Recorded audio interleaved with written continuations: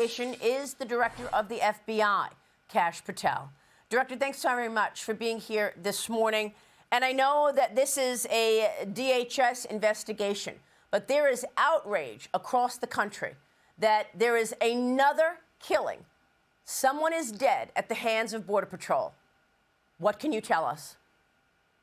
Great to be with you, Maria. And look, Secretary Noem stated it perfectly. You do not get to attack law enforcement officials in this country without any repercussions. You do not get to do that in Minnesota, LA, or anywhere else. And the interagency is leading the charge out there. We've already arrested with the interagency those that violated the FACE Act and impeded a peaceful prayer in church. We've already just last night arrested 4 more individuals involved in the damage of government property that we saw the videos of online. We've arrested other individuals who've made threats to law enforcement online. So we are not messing around. It doesn't have to be in person. If you threaten law enforcement officials or civilians, we are going to come find you. And as for this latest shooting, yes, DHS and HSI are the lead, and the FBI is processing the physical evidence. So we're in possession of the firearm, which is going to go to our laboratory. But as Secretary Noem said, no one who wants to be peaceful shows up at a protest with a firearm that is loaded with 2 full magazines. That is not a peaceful protest, and you do not get to touch law enforcement. You do that anywhere, this FBI is going to be leading the charge to arrest those. But how was he threatening Border Patrol? You've collected the evidence, you said, right? You have the handgun in your possession? That's right. And how was he using that handgun in terms of threatening Border Patrol? What was the threat? He had his camera, right? He was filming it. That's something that I will let the DHS and the prosecutors, because they are the ones investigating that case. I don't want to stylize that evidence, but I trust the men and women on the ground who are trained professionals to only use it when it's absolutely necessary. And I trust Secretary Noem's leadership and DHS and HSI to do the right thing, as they've always done in these scenarios. Kristi Noem said that the individual approached U.S. Border Patrol officers with a 9mm semi-automatic handgun. Was the gun visible, or did Border Patrol see the gun after they shot him?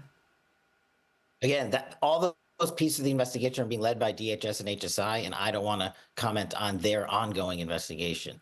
I understand, but you have the evidence. What can you tell us about the evidence you collected? It's sent to our FBI laboratory, where it'll be fingerprinted. We'll use ballistics examination toolkits to see if any casings were fired, and we'll examine all the casings that were found on the scene.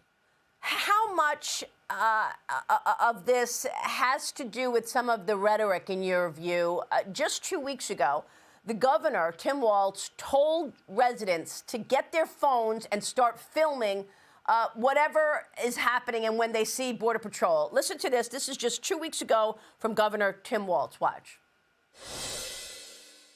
If you see these ICE agents in your neighborhood, take out that phone and hit record. Help us create a database of the atrocities against Minnesotans, not just to establish a record for posterity, but to bank evidence for future prosecution. Your reaction? I think that type of rhetoric is exactly what's leading to violence against law enforcement that is totally baseless and unnecessary. And for the state CEO to do that against our law enforcement community is disgusting and revolting. And it should be examined thoroughly as to anyone who's involved in inciting this type of violence. It is absolutely improper, unlawful, and will not be tolerated, any type of violence against law enforcement. But it's not stopping. People are mad at ICE and want Border Patrol to stop. You saw what's happening right now in Minneapolis. People are protesting in the streets, pushing Border Patrol out. How will this end? This will end thanks to President Trump's brilliant leadership to always back the blue. Law enforcement will hold the day. The Constitution, the rule of law will hold the day. It is a tough time right now, but I believe that our law enforcement officials on the ground, DHS, FBI, local police force across the country are moving in the right direction, and we will quell these riots and we will prevail. That's what we always do. And what are you looking at when you're investigating or probing the evidence that you've collected? What specifically are you looking for? At this point, in this part of the investigation, it's mostly scientific evidence. We're looking for fingerprints and DNA and how many rounds, if any, were fired and any other sort of physical evidence in and around the firearm. And, you know, I mean, thousands of people are marching through Minneapolis. They are targeting the Border Patrol. I mean, it feels like the rhetoric and the protesting is only ramping up. What is your advice to the people right now who are outraged that this is a second killing at the hands of Border Patrol in 2 weeks? As Christy said, you cannot bring a firearm loaded with multiple magazines to any sort of protest that you want. It's that simple. You don't have that right to break the law and incite violence. We will, of course, always protect your First Amendment speech. And if you peacefully protest, there is absolutely nothing wrong with that. But you have seen a trend here, not just in Minnesota, but across the country, in these protests turning into violent scenarios and people attacking law enforcement. That's when you go over the line, and that's when law enforcement steps in. Well, you also have Democrats in general criticizing Border Patrol. It's not just the people who are protesting this. You've got the Department of Justice serving grand jury subpoenas to Minnesota Democrats in this investigation of obstructing ICE, according to reports. What can you tell us about that?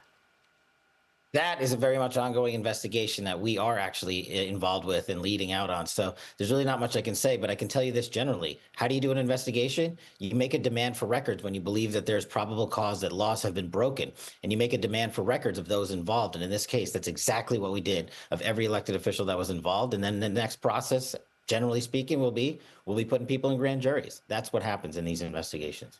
Director, let me switch gears. You've also been taking down some of the most wanted fugitives, and you've arrested a list of them. Tell me what you've been focused on and how you've taken down these fugitives. Yeah, thanks to President Trump's amazing leadership and protection of law enforcement, and thanks to our great partners at the Department of Justice. This year, the Attorney General and us, we have arrested in 2025. We arrested and captured 4 top 10 of the FBI's most wanted, 4. And to put that in perspective, in the Biden administration, they had captured 4 in 4 years. These are the worst of the worst, the gangbangers, the murderers, the drug dealers. Flipping to 2026, in just the last week and a half, Maria, we have seized, I was just down in Mexico this past week, we have apprehended 2 more of the FBI's most wanted fugitives, including Ryan Wedding, who is a Canadian Olympic snowboarder turned into the modern day El Chapo. And after a year-long campaign and manhunt to go and get this guy, we went down there to Mexico to advance our investigation. Huge thanks to President Trump again and the Department of Justice and the Mexican government and our ambassador Ron Johnson down there. This type of work takes a full-on interagency assault. It takes relentless pursuit to make sure that these individuals never harm Americans again. And while we were down there, we also apprehended another top 10 most wanted fugitive, Alejandro Castillo, who brutally murdered a 22-year-old first-generation American over a decade ago in North Carolina. Collectively, these 6 of the top 10 have been on the run for 50 years, half a century. And under President Trump's leadership, they have nowhere to run. That is just amazing interagency law enforcement, and the FBI is leading that charge, and we're happy to bring them home. Director, what can you tell us about potential outside agitators in some of these stories? We're going to talk with Peter Schweitzer coming up, and he's out with a book on how Mexico and some other adversaries are using immigration to undermine the U.S. Is that part of your investigation? Any person that breaks the law or impedes law enforcement anywhere in the world will always become a part of our investigation. And just look at the historic year that President Trump has brought Americans this year. We've had a 200% increase in the FBI's arrests this year alone. 67,000, a 200% increase. Of that, let's break down the numbers. 37,000 of those were violent offenders. That's a 100% increase from last year alone. We seized enough fentanyl to kill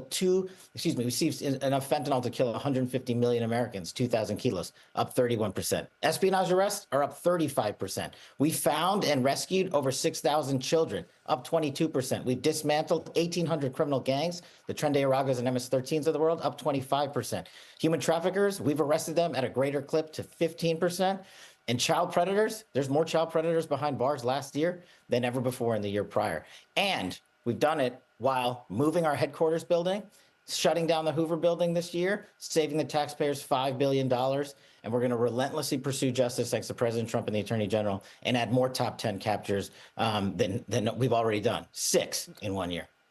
Yeah, I mean, Director, somehow you've got to get together with the president's detractors, whether it is on the Democrat side or not, to ensure that we don't have mistakes like we've been seeing, so that we are actually seeing what you're talking about, taking down people who deserve it and not, in fact, getting people who are in the middle of fire and in the middle of these operations? Why is it that everything you've just said, the Democrats do not agree in terms of the president's agenda?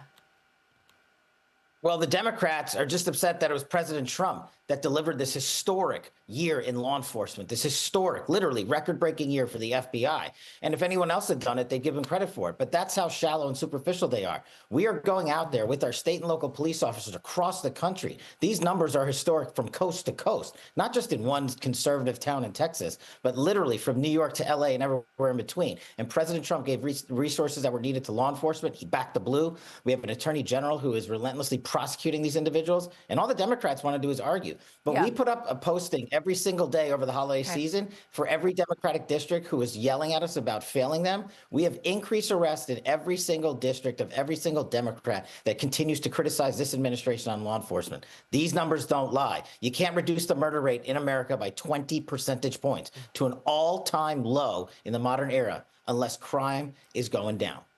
Director, thank you. We will be watching your work. FBI Director Kash Patel.